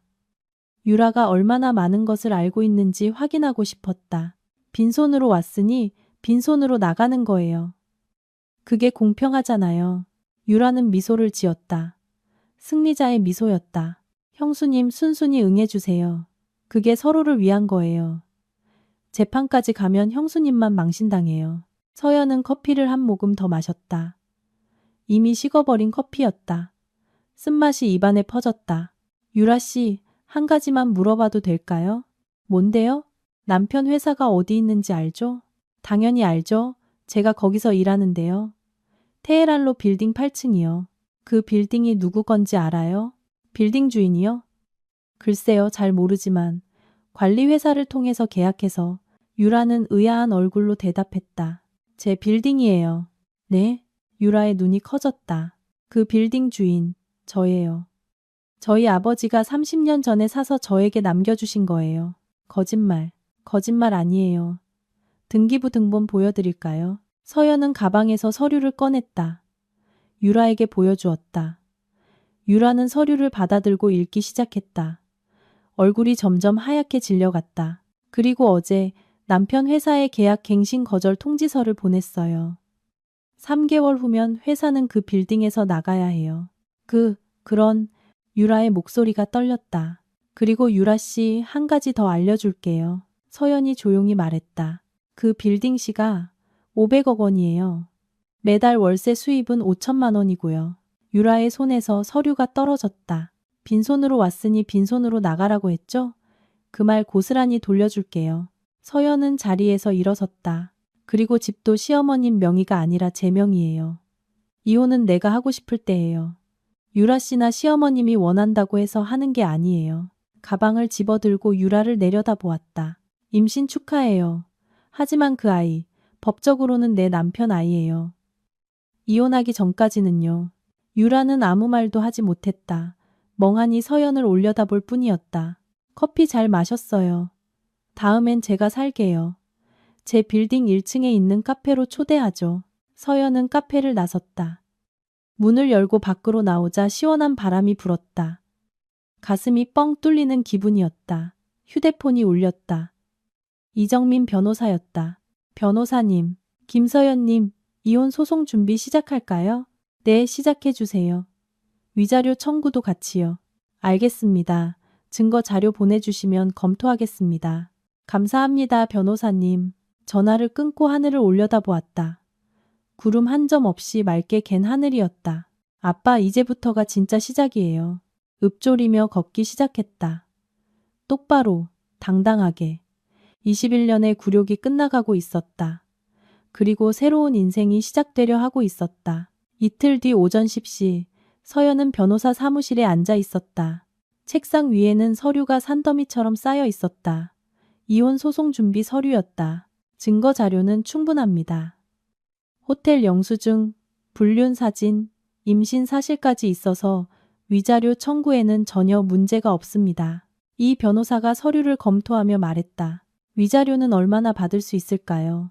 통상적으로는 3천만 원에서 5천만 원 정도지만 이 경우는 특별합니다. 불륜 기간이 2년이고 상대 여성이 임신까지 했으니 1억 원도 가능합니다. 서연은 고개를 끄덕였다. 그리고 재산 분할은 김서연님 명의 재산이 500억 원이니 오히려 남편분이 받을 게 없습니다. 결혼 생활 중에 얻은 재산이 아니라 상속받은 것이니까요. 다행이네요. 서연은 안도의 한숨을 내쉬었다. 소송은 언제쯤 시작하나요? 다음 주에 소장을 제출하겠습니다. 그 전에 한 번 더 여쭤보고 싶은 게 있는데 이 변호사가 조심스럽게 물었다. 협의 이혼 의사는 없으십니까? 소송보다 빠르고 조용하게 끝낼 수 있습니다. 상대방이 협의에 응할까요? 위자료와 재산 분할 조건을 제시하면 고려할 수도 있습니다. 소송으로 가면 더 불리해지니까요. 서연은 잠시 생각했다. 그리고 고개를 저었다. 아니요, 소송으로 가겠습니다. 제대로 끝내고 싶어요. 알겠습니다. 그럼 준비 진행하겠습니다. 사무실을 나와 엘리베이터를 탔다. 1층으로 내려오는 동안 휴대폰이 울렸다. 여보세요? 서연아. 시어머니의 목소리였다. 차갑고 날카로운 목소리. 네, 어머님. 지금 당장 우리 집으로 와라. 온 가족 다 모여 있으니 마지막으로 얘기 좀 하자. 마지막 얘기요? 그래, 마지막. 오늘 끝장을 보자. 시어머니의 목소리에는 협박이 섞여 있었다. 알겠습니다. 1시간 뒤에 가겠습니다. 전화를 끊고 심호흡을 했다. 드디어 왔구나. 마지막 대결이. 오후 1시경. 시댁 아파트에 도착했다. 인터폰을 누르자 문이 열리고 굳은 표정의 시어머니가 서 있었다. 들어와라. 거실로 들어섰다. 준영이 소파에 앉아 있었다. 시동생 부부도 와 있었다. 그리고 놀랍게도 한유라도 있었다. 구석 의자에 앉아 고개를 숙이고 있었다. 앉아라. 시어머니가 지시했다. 서연은 1인용 의자에 앉았다. 서연아, 오늘 너 부른 건 간단하다. 시어머니가 입을 열었다. 이혼 조건 정리하려고. 이혼 조건. 이요? 그래, 네가 순순히 이혼해주면 우리도 양보할 건 하마. 시어머니는 테이블 위에 서류 봉투를 올려놓았다. 위자료 3천만 원 주마. 그리고 새집 얻을 돈으로 1억 원 더 얹어주지. 총 1억 3천만 원이야. 서연은 서류를 보지 않았다. 시어머니를 똑바로 쳐다보았다. 단 조건이 있다. 시어머니는 말을 이었다. 빌딩 계약, 갱신해줘라. 우리 준영이 회사가 그 빌딩 계속 쓸 수 있도록. 그게 조건인가요? 그래, 그리고 하나 더. 시어머니는 유라를 힐끗 보았다. 유라 씨가 임신했잖니. 그 아이 인정해줘라. 준영이 아들로. 서연은 믿을 수 없었다. 어떻게 이렇게 뻔뻔한 요구를 할 수 있는지. 손해본 셈 쳐라. 그게 뭐 대수라고. 어차피 너는 21년 동안 애도 못 낳았잖아. 시어머니의 말에 서연의 가슴이 찢어지는 것 같았다. 아픈 곳을 찔린 것이다. 우리 준영이한테는 아들이 필요해. 대를 이을 아들. 대를 잇게 하려면 정식으로 결혼해서 낳아야죠. 서연은 차분하게 말했다. 그래서 이혼하자고 하는 거 아니냐. 조건도 나쁘지 않잖아. 위자료에 집 얻을 돈까지 얹어주는데. 거절하겠습니다. 서연의 대답은 단호했다. 뭐? 시어머니의 얼굴이 붉어졌다. 거절한다고? 이 은혜도 모르는 것. 우리가 21년 동안 너를 먹여 살려줬는데. 시어머니가 소리쳤다. 먹여 살려줬다고요. 서연은 가방에서 서류를 꺼냈다. 월세 명세서였다. 지난 10년간 준영 씨 회사는 강남 빌딩에서 월세 걱정 없이 사업했습니다. 서류를 테이블 위에 올려놓았다. 그 빌딩은 저희 아버지 것이었고 이제는 제 것입니다. 서연은 시어머니를 똑바로 쳐다보았다. 그러니 빈손으로 왔다는 말씀은 틀렸습니다. 제 뒤에는 500억 원의 재산이 있었던 겁니다. 어머님께서 모르셨을 뿐. 시어머니와 준영의 얼굴이 굳어졌다. 그리고 어머님, 한 가지 더 알려드리죠. 서연은 다른 서류를 꺼냈다. 남편이 회사 자금을 횡령했습니다. 지난 5년간 3억 원입니다. 뭐? 그게 무슨 소리야? 시어머니는 준영을 쳐다보았다.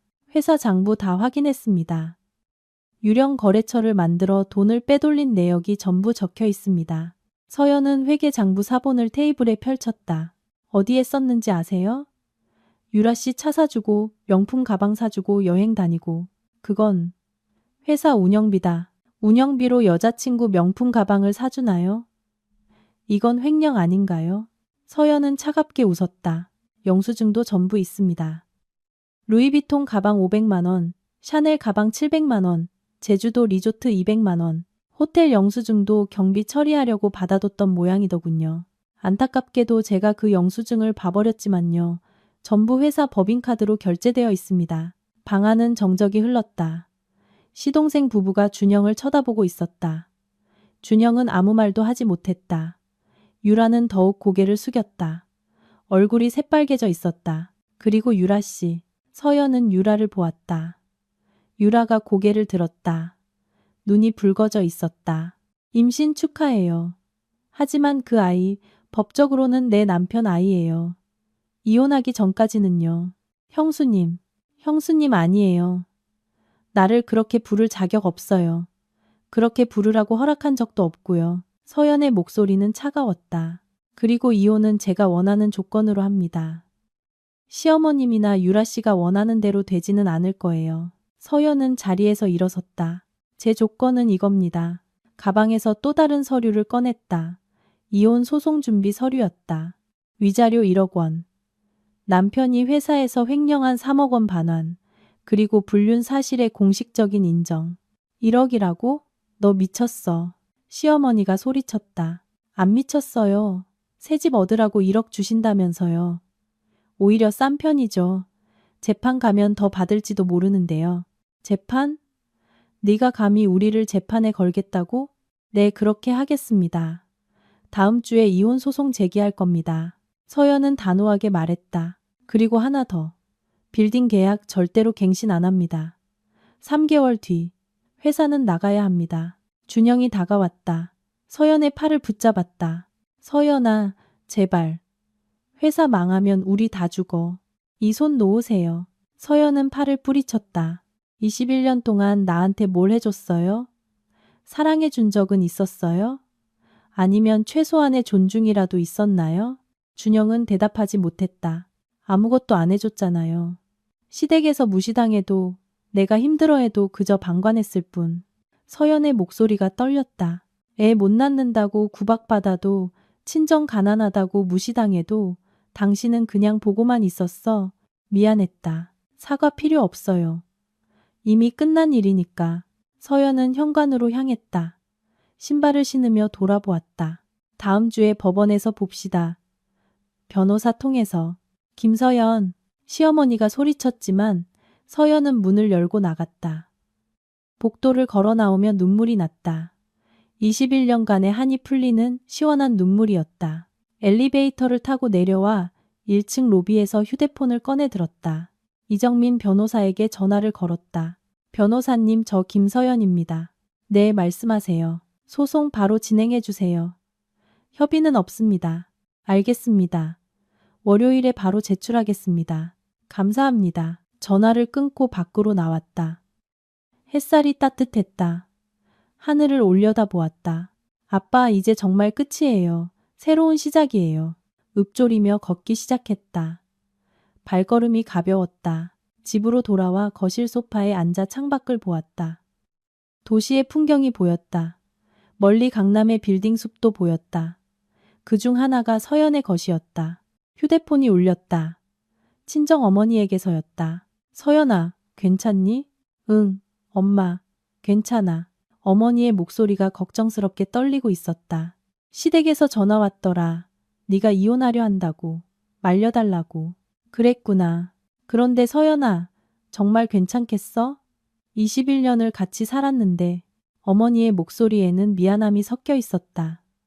가난한 친정 때문에 딸이 시댁에서 부당한 대우를 받는 것을 알고 있었기 때문이다. 엄마, 오히려 21년을 낭비한 거야. 지금이라도 정리하게 돼서 다행이야. 그래도 엄마는 미안하다. 네가 힘들어하는 거 알면서도 도와주지 못해서. 어머니의 목소리가 울먹임으로 변했다. 엄마, 아니야. 엄마 탓 아니야. 서연의 눈에도 눈물이 고였다. 그런데 서연아, 네 아빠가 그렇게 큰 재산을 남겼을 줄은 나도 몰랐어. 아빠는 아무 말도 안 했거든. 아빠는 나를 지켜주고 싶었나 봐. 당당하게 살라고. 그래, 내 아빠는 평생 너만 생각했어. 돌아가시기 전에도 내 걱정뿐이었지. 어머니가 코를 훌쩍였다. 서연아, 이제는 힘들게 살지 마. 움츠러들지 말고. 응, 엄마. 그럴게. 엄마는 항상 내 편인 거 알지?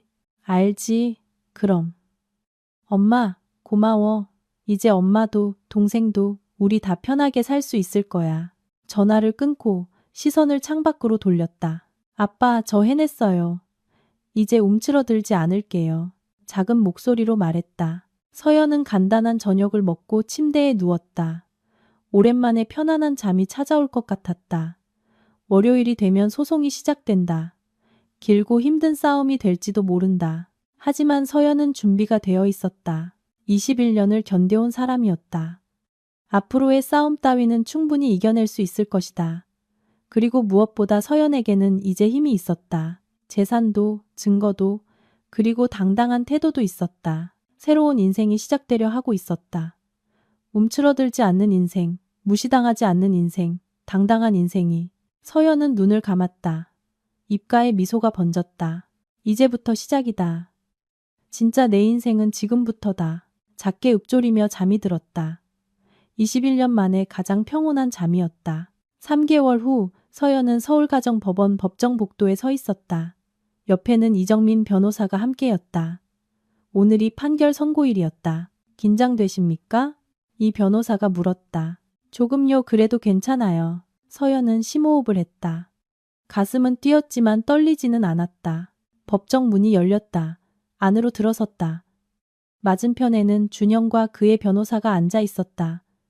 시어머니도 방청석에 와 있었다. 유라의 모습은 보이지 않았다.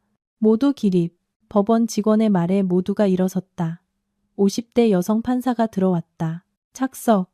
판사가 자리에 앉으며 말했다. 모두가 앉았다. 판사가 서류를 보며 입을 열었다. 이혼 사건에 대한 판결을 선고하겠습니다. 법정은 고요해졌다. 침묵 속에서 판사의 목소리만 울려 퍼졌다. 원고가 제출한 증거를 검토한 결과 피고의 부정한 행위 사실이 명백하게 인정됩니다. 호텔 영수증, 현장 사진, 그리고 제3자의 임신 사실까지 확인되었습니다. 준영의 얼굴이 하얗게 질렸다. 방청석에서 시어머니가 작게 신음했다. 이에 본 법원은 다음과 같이 판결합니다. 판사가 또렷하게 말했다. 첫째, 원고와 피고의 이혼을 인용한다. 둘째, 피고는 원고에게 위자료 1억 원을 지급하라. 판사가 법봉을 내리쳤다. 이상으로 판결을 마칩니다. 법정 밖으로 나왔다. 실감이 나지 않았다. 이겼다. 완벽한 승리였다. 축하합니다. 이 변호사가 서연의 손을 잡았다. 정말 끝났네요. 네, 끝났습니다. 이제 자유입니다. 서연의 눈에서 눈물이 흘러내렸다. 복도에서 시어머니가 기다리고 있었다. 얼굴이 일그러져 있었다. 김서연. 이게 네가 원하던 거냐? 네, 제가 원하던 겁니다. 서연은 차분하게 대답했다. 21년을 같이 살았는데 어떻게 이럴 수가 있어? 21년 동안 저에게 어떻게 하셨는지 기억하세요? 서연은 시어머니를 똑바로 보았다. 건강하세요. 이제 손주도 태어날 테니 제가 없어도 괜찮으시겠죠? 서연은 등을 돌려 걷기 시작했다. 뒤는 돌아보지 않았다. 한 달 뒤였다. 준영의 회사는 완전히 파산했다. 빌딩에서 퇴거한 후 새로운 사무실을 구하지 못했다. 자금도 바닥났고 직원들도 모두 떠나갔다. 유라도 준영의 곁을 떠났다. 임신한 채 홀로 남겨졌지만 돈 없는 남자는 필요 없었던 것이다. 오늘은 3월 31일 RKD 마케팅이 빌딩을 완전히 비우는 날이었다. 서연은 자신의 빌딩 1층 로비에 와 있었다. 오전 10시였다. 빌딩 관리 상황을 확인하러 온 것이다.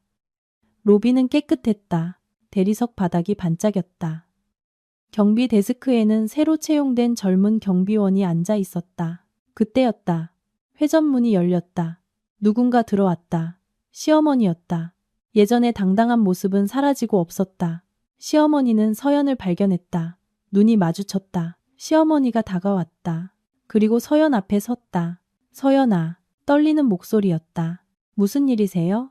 서연은 차분하게 물었다. 부탁이다. 제발 부탁이다. 시어머니의 목소리가 울먹임으로 변했다. 빌딩 계약.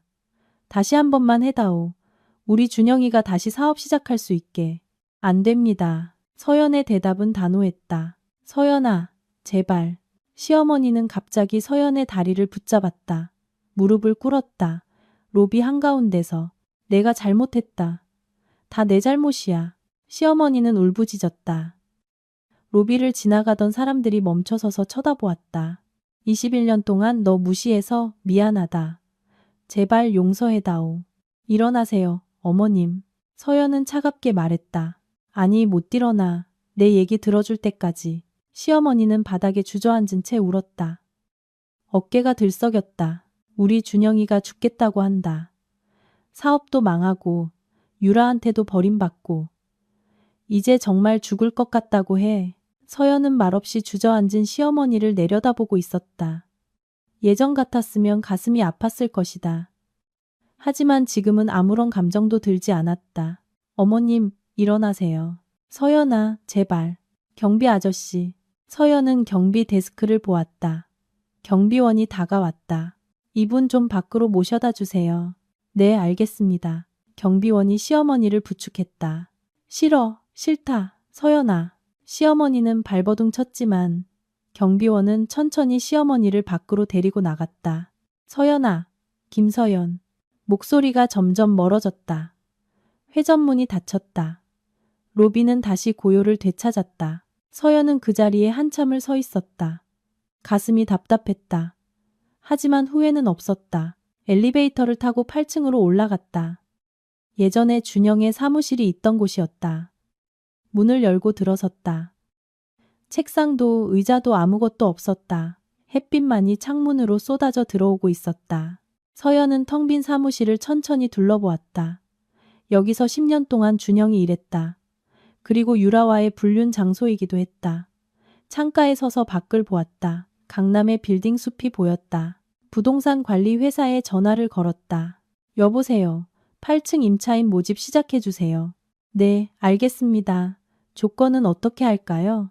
월세는 이전과 동일하게 좋은 회사로 찾아주세요. 그렇게 하겠습니다. 전화를 끊고 다시 창밖을 보았다. 21년의 결혼 생활이 끝났다. 법적으로, 그리고 실제로 완전히 끝났다. 서연은 텅 빈 사무실을 나왔다. 문을 닫으며 마지막으로 안을 보았다.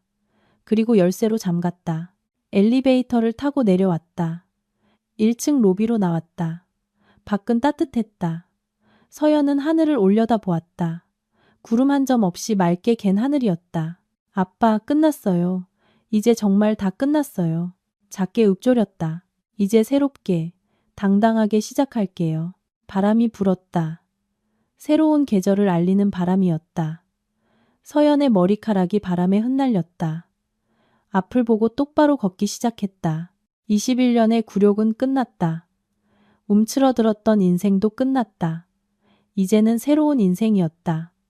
당당한 인생, 자유로운 인생, 그리고 행복한 인생이. 서연의 입가에 미소가 번졌다. 진짜 인생은 이제부터였다. 49에 찾은 자유였지만 늦지 않았다. 아니, 오히려 완벽한 타이밍이었다. 서연은 계속 걸었다. 햇살이 따뜻한 새로운 계절이 오고 있었다. 오늘 서연 씨의 이야기는 어떠셨나요? 서연 씨에게 응원과 격려의 말을 남겨주신다면 서연 씨의 새로운 인생에 큰 힘이 될 것입니다. 여러분의 의견을 편하게 댓글로 남겨주세요. 이 아름답고 따뜻한 이야기가 널리 퍼질 수 있도록 공유해 주신다면 여러분의 일상에도 기분 좋은 행운이 찾아올 것입니다. 그리고 잊지 마세요. 당신은 소중한 사람입니다. 다음 이야기에서 뵙겠습니다.